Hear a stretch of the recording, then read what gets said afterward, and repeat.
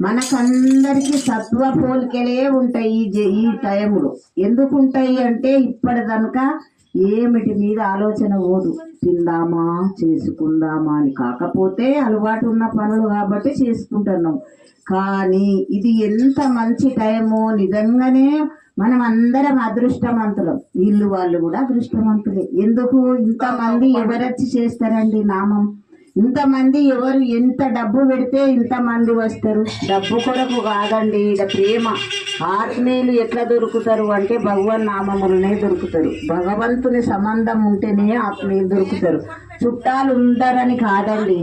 చుట్టాలనేమను మా గోవిందరాజు, చుట్టాలు దొంగలు, సుతులు రుణస్థులు, కాంతలు సంసార కారణములు. ఎందుకు కాంతలు ఉంటే సంసారంలో అన్ని చెయ్యాలి, అన్ని పెట్టాలి సంసారంకి. చుట్టాలు దొంగలు ఎందుకంటే మంచిగా పెడితే ఏమన్నారు, కొంచెం ఎడమరుగు చూస్తే మా ఇంటికి వచ్చినాడు నేను ఎంత మంచిగా పెట్టినా వీళ్ళు ఎట్లా పెడతారు, అది బదలకు బదలు ఉంటది కాబట్టి, ప్రోత్సహించుడు ఎక్కువ ఉంటది కాబట్టి చుట్టాలు దొంగలని మా ఆశ్రమంలో ఉన్న గోవిందరాజు వాళ్ళ చుట్టాల ముందటనే అను, మంది ముందట కూడా కాదు, దేశం వచ్చి రావాలి అని వాళ్ళ సడ్డకుని కొడుకులు వచ్చినప్పుడే సడ్డకుని